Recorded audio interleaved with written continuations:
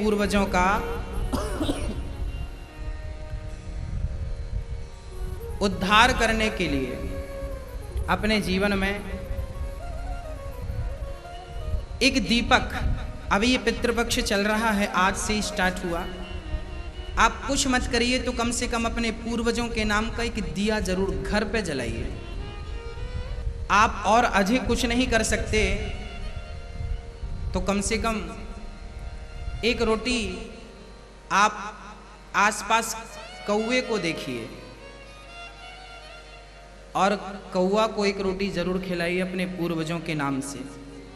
ये पितृपक्ष का जो महीना है, ये 15 दिन साल में एक बार परमात्मा ने केवल आपके और हमारे पूर्वजों के लिए बनाया है। इस पितृपक्ष में कौओं को खिलाने की बड़ी महिमा है। इस पितृपक्ष में अन्नदान की बड़ी महिमा है।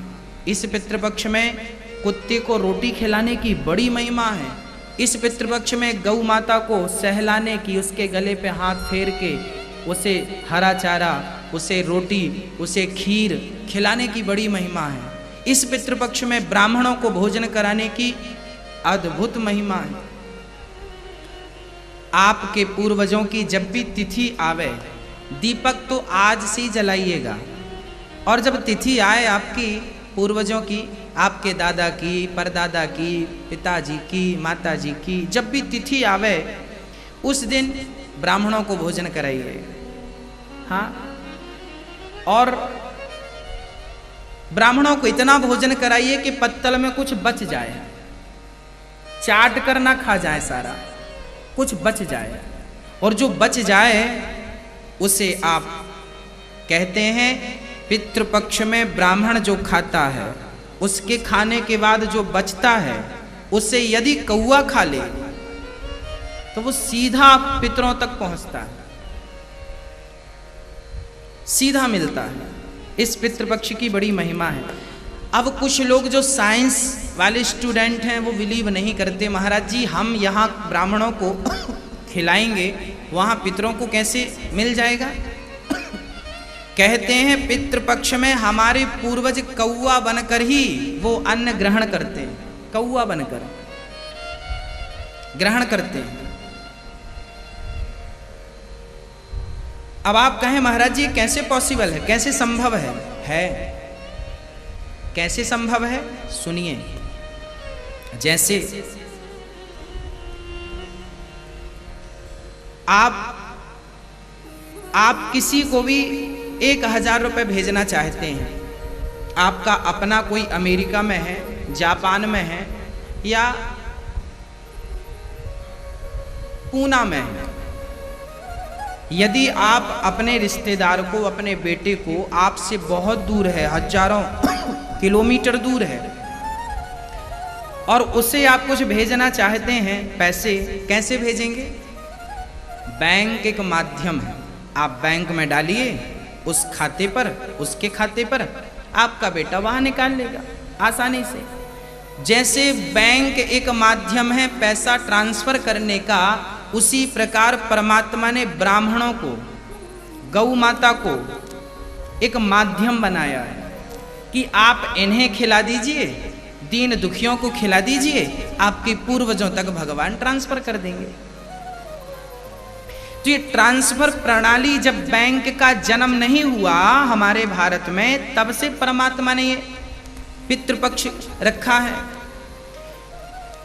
अकस्मात किसी की मृत्यु हो जाती है, अकस्मात कोई फांसी लगा लेता है, कोई ट्रेन में कट जाता है, कोई एक्सीडेंटल हो जाता है, कुछ भी कह लो, इन सब की मुक्ति जल्दी नहीं होती। इनके नाम का यदि आपने श्राद्ध किया गया जी में, पिंडदान किया, तर्पण किया, और भागवत सबसे अंतिम सीढ़ी है भागवत, यदि आपने अपने पूर्वजों के नाम से भागवत कथा करवा ली तो मुझे विश्वास है कि 21 पीढ़ी तर जाती है। गया श्राद्ध से भी 21 पीढ़ी का विधान है। अभी मैं घर पे गरुण पुराण का ही अध्ययन कर रहा था, तो गरुण पुराण में एक वर्णन है कि गया जी में कोई श्राद्ध करे, गया जी में राम घाट करके एक स्थान है, वहाँ कोई गया में जितने बड़ा गया स्थान है, एक एक स्थान की बड़ी महिमा है। भगवान श्री राम ने दशरथ जी का भी श्राद्ध वहीं किया था, पिंडदान वहीं किया था। हमें भी अपने जीवन में एक बार कम से कम गया जी जाकर अपने पूर्वजों को जरूर तर्पण करना चाहिए, पिंडदान देना चाहिए, उन्हें भगवान के चरणों में समर्पित करना चाहिए। यदि वो कहीं फंसे होंगे, यत्र तत्र उनका मोक्ष हो जाएगा, सदगति हो जाएगी। आप अभी लॉकडाउन में शायद गया जी ना जा पाए, कोई बात नहीं।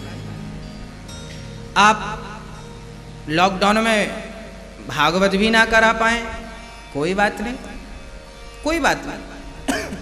आप अपने घर पे ही एक दीपक जला दीजिए, अपने पूर्वजों का स्थान दक्षिण दिशा में मानकर दीपक जला दीजिए, और हाथ में कुशा, कुशा जानते हैं, कुशा ना हो तो दूरवा हाथ में लेकर, आपको मंत्र कुछ याद है नहीं, आप हाथ में दूबा लीजिए और सुबह सुबह स्नान करके, और पितरों के नाम से जो घर के बच्चे हैं पुरुष गण, वो लोग जल दे दें। जल ऐसे कुशा हाथ में लेकर जल डालते जाएं और पूर्वजों का चिंतन करते जाएं, उनका आवाहन जल लीजिए, जल लीजिए। श्रीमन्नारायणाय नमः, श्रीमन्नारायणाय नमः, श्रीमन्नारायण नारायण कह के आप पूर्वजों के नाम से जल दे सकते हैं, पिंडदान कर सकते हैं। नाम भगवान का लीजिए, श्रीमन्नारायण, नारायणाय नमः, नारायणाय नमः, नारायणाय नमः। इस नारायणाय नमः से आप अपने पूर्वजों को जल भी दे सकते हैं। इस